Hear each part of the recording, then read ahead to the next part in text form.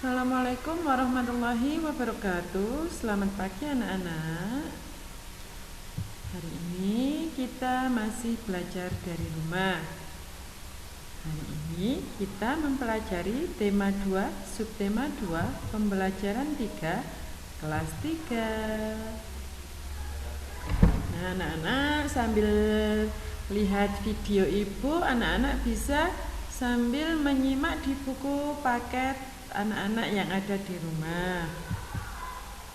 Nah, seperti biasa sebelum kita mulai pembelajaran, mari kita berdoa dulu. Berdoa mulai.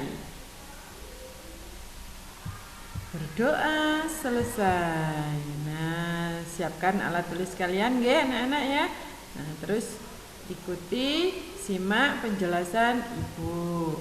Nah, seperti biasa, Ibu ingin tahu apakah anak-anak selalu melakukan kebiasaan baikku di pagi hari.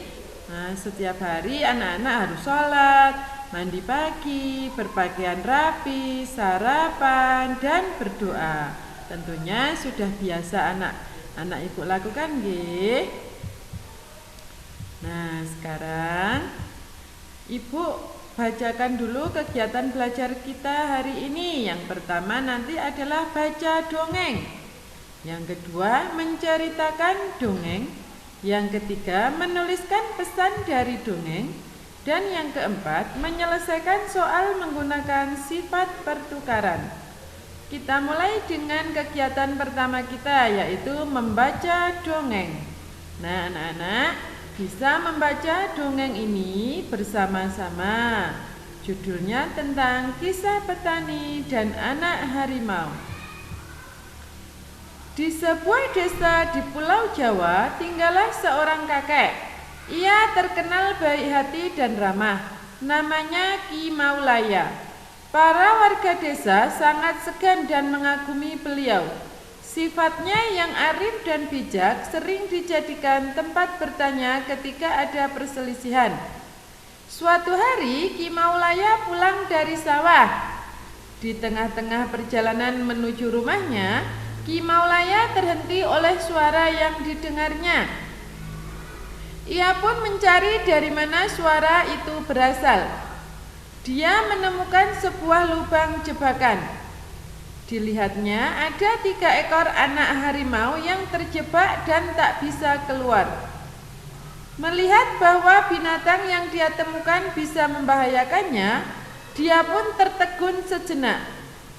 Setelah beberapa saat terpaku, Ki Maulaya dapat menekan rasa takutnya. Aku percaya bahwa kebaikan pasti dibalas dengan kebaikan pula. Dikeluarkannya satu persatu anak harimau itu. Setelah semua terangkat, dia pun naik keluar dari lubang itu. Baru saja dia sampai di atas, tiba-tiba dari semak belukar keluar seekor harimau yang sangat besar. Harimau itu adalah induk dari 3 anak harimau yang dia tolong. Ki Maulaya pun gemetar dan berkeringat dingin. Namun dia mencoba mengendalikan rasa takutnya. Ia hanya pasrah pada kehendak Sang Pencipta. Harimau itu mendekatinya sambil mengendus-endus Ki Maulaya. Lalu dia pergi membawa anak-anaknya. Konon setelah kejadian itu, Ki Maulaya dan harimau menjadi sahabat. Harimau itu sering menunggui Ki Maulaya ketika di sawah dan menjaganya dari bahaya hewan-hewan buas. Dan apa yang diyakini Ki Maulaya terbukti. Kebaikan pasti dibalas dengan kebaikan pula. Nah, itu adalah dongeng yang kita baca bersama-sama. Nah, kegiatan selanjutnya adalah menceritakan dongeng. Ceritakanlah kembali isi dongeng kisah petani dan anak harimau menggunakan kalimatmu sendiri. Jadi anak-anak ini setelah membaca cerita atau dongeng tadi, anak-anak ingat aja awalnya bagaimana, intinya dan akhirnya bagaimana. Terus bisa anak-anak tulis di buku, kemudian anak-anak baca, oke? Ingat, ini versi anak-anak ya. Jadi jangan membuat cerita sendiri. Kalian membuat cerita dari dongeng tadi, tapi dalam bentuk cerita ya. Jadi apa yang kamu ingat-ingat, nggih? Enggak usah sepanjang dongeng yang dibaca tadi. Paham nggih? Selamat mengerjakan.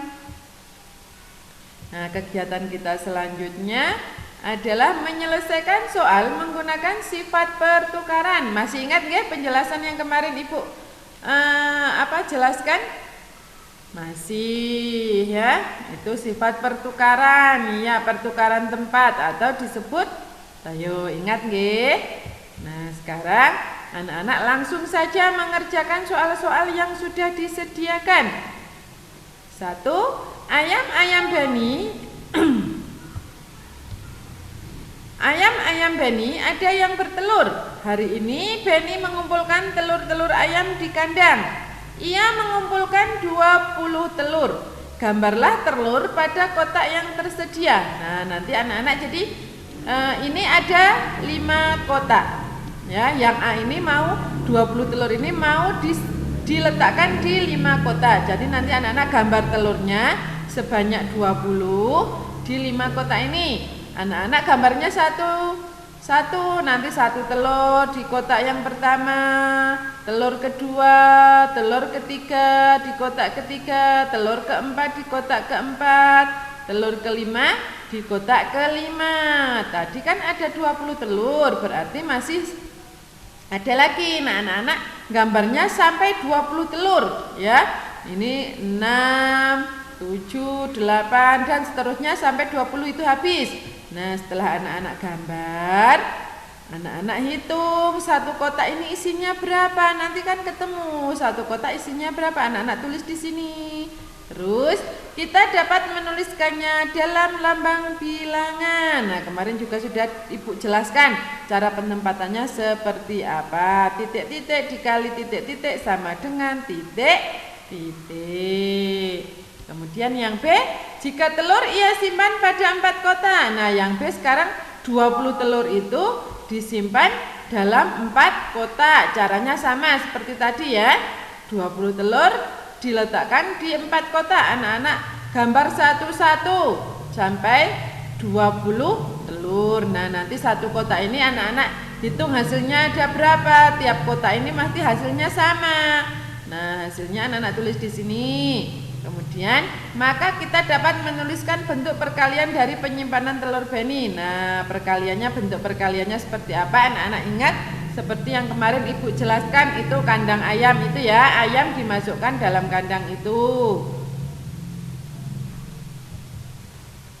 Nah, ini adalah soal yang kedua, yaitu Beni juga memelihara kelinci. Kelinci makan sayuran, salah satunya wortel. Beni membeli 14 batang wortel. Gambarlah wortel pada kotak yang tersedia. Nah, tadi ternyata Beni membeli wortelnya 14. Terus mau diberikan kepada 2 kelinci. Nah, maunya Beni ya 2 kelinci ini dapatnya sama. Adil gitu ya. Nah, sekarang anak-anak sama caranya.